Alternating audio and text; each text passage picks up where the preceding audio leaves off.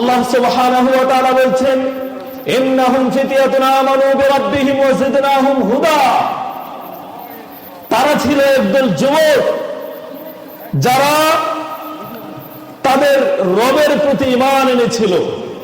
আমানু বিরাব্বিহিম, তারা তাদের প্রতিপালকের উপরে ঈমান এনেছিল।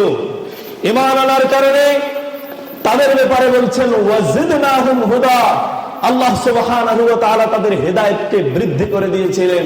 তাদেরকে সৎ পথে চলার যে শক্তি, সেটা আল্লাহ সুবহানাহু ওয়া তাআলা বাড়িয়ে দিয়েছিলেন। সুবহানাল্লাহ। এই একজন যুবকের কথা বলছেন। এর তাফসীরে যদি আমরা যাই, তাহলে এই এক শ্রেণীর যুবকের কথা যে আল্লাহ বলছেন, এর কারা? এদের ব্যাপারে আল্লাহ সুবহানাহু ওয়া তাআলা বলছেন যে এরা হচ্ছে আসহাবে কাহাফের ঘটনা শুনেছেন না? একদল যুবক, ওই আসহাবে কাহাফের সেই যুবক। তাদের ব্যাপারে আল্লাহ সুবহানাহু ওয়া তাআলা বলতেছেন যে তারা এমন একটি সময় বসবাস করেছিল যখন তাদের শাসক ছিল মূর্তি পূজক। তাদেরকে বিভিন্ন ভাবে মূর্তির নামে নজরানা পেশ করার জন্য, শিরক করার জন্য তাদেরকে উদ্বুদ্ধ করা হতো। তারা ছিল কয়েকজন যুবক, তারা একেবারেই শিরকের সাথে আপোষহীন, তারা কখনো শিরক করবে না। যখন তারা কোনো শিরক করবে না, তারা সেই মূর্তির পূজা করবে না, মূর্তির নামে কোনো নজরানা পেশ করবে না, তখন একবারে এই কথা, এই খবর রাষ্ট্রের যিনি প্রধান, সেই অত্যাচারী শাসকের কাছে পৌঁছে গেছে।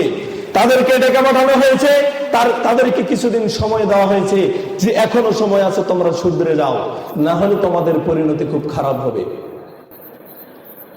যখন তারা ফিরে এসেছে, তখন তারা তাদের সমাজ থেকে একটা ফাঁকা জায়গায়, একবারে যেখানে কোনো মানুষ নেই বা জনবল নেই, এমন একটি ফাঁকা জায়গায় গিয়ে তারা একমাত্র আল্লাহ সুবহানাহু ওয়া তাআলার ইবাদত করার চেষ্টা করেছে, যেখানে তাদেরকে কেউ বাধা দিবে না। তাদের একটা স্বপ্ন যে এই পৃথিবীতে কিভাবে এই সমাজটাকে, গোটা সমাজটাকে ইসলামাইজ করা যায়, শিরক মুক্ত করা যায়, কিভাবে এক আল্লাহর ইবাদতে সবাইকে শামিল করা যায়, এটাই ছিল তাদের স্বপ্ন। তাই তারা পথ চলতে চলতে একটি গুহায় আশ্রয় নিল। যখন তারা গুহায় আশ্রয় নিল, ক্লান্ত হয়ে তাদের একজন সফর সঙ্গী ছিল, সেটি হচ্ছে কুকুর। তাই কুকুরটি গুহার দরজায় সে শুয়ে থাকলো। আর তারা যখন ওই গুহার ভিতরে ঢুকলো, তখন তারা ক্লান্ত ছিল, তাই তারা খুব তাড়াতাড়ি ঘুমিয়ে পড়লো। তো আল্লাহ সুবহানাহু ওয়া তাআলা তাদের মধ্যে এমন একটা মিরাকল ঘটালেন, এমন একটা ইতিহাস ঘটালেন, যে এমন একটি ঘটনা ঘটালেন যেটা অবাক করার মতো, আপনি শুনলে অবাক হয়ে যাবেন। যে আল্লাহ সুবহানাহু ওয়া তাআলা তাদেরকে ঘুম পাড়িয়ে রাখলেন, একদিন দুই দিন নয়, আল্লাহ সুবহানাহু ওয়া তাআলা তাদেরকে 309 বছর ঘুম পাড়িয়ে রাখলেন। সুবহানাল্লাহ। কতদিন? 309 বছর তারা ঘুমিয়েছিল। এই আসহাবুল কাহাফের একদল যুবক যখন তাদের ঘুম ভাঙলো, তখন তারা বের হয়ে দেখতেছে তাদের ক্ষুধা লেগে গেছে। যে তখন তারা বলতেছে, একজন আরেকজনকে বলতেছে যে বাজার থেকে কিছু খাবার নিয়ে আসো, ক্ষুধা লেগেছে। তাই তাদের কাছে যেই পয়সাগুলো ছিল, তারা যখন এই পয়সা নিয়ে সেই বাজারে যাওয়ার জন্য প্রস্তুত হলো, তারা বলা বলি করতেছে। কেউ বলতেছে আমরা কতক্ষণ ঘুমালাম, কেউ বলতেছে এই তো আমরা কিছুক্ষণ, একটা দিনের কিছু একটা অংশ আমরা ঘুমিয়েছিলাম, কেউ বলতেছে না আমরা একদিন ঘুমিয়েছিলাম, কেউ বলতেছে একটু বেশি, কেউ একটু কম। এই যে তারা যখন তারা বের হলো বা বাজারে গেল, লোকের সমাগমের মধ্যে পড়ে গেল, তখন তারা দেখা গেল যে ঘটনা উল্টা।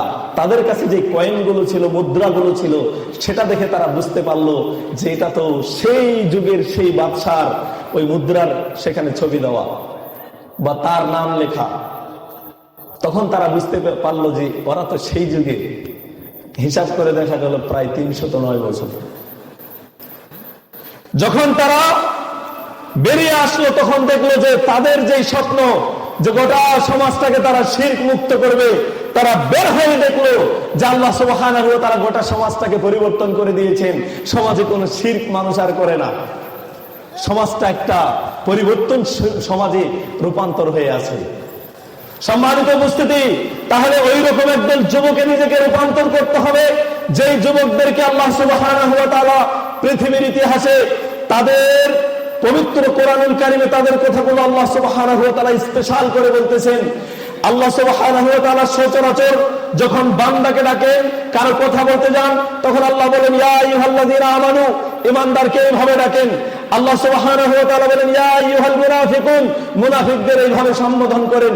বিভিন্ন ভাবে আল্লাহ সুবহানাহু ওয়া তাআলা মানুষকে সম্বোধন করেন, কিন্তু এদের ব্যাপারে আল্লাহ সুবহানাহু ওয়া তাআলা একটু ব্যতিক্রম করে তাদেরকে সম্বোধন করছেন।